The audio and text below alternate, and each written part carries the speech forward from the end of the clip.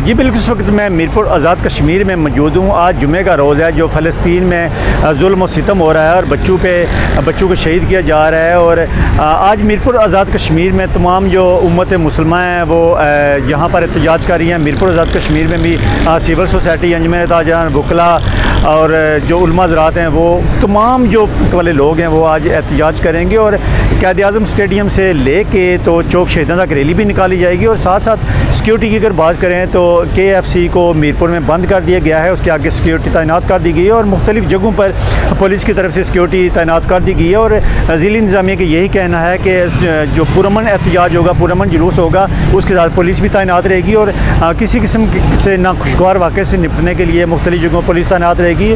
और एहतजाज जो है वो क़ायद-ए-आज़म स्टेडियम से लेकर चौक शहीदों तक किया जाएगा और फ़लस्तीन के साथ इज़हार यकजहती किया जाएगा। जी।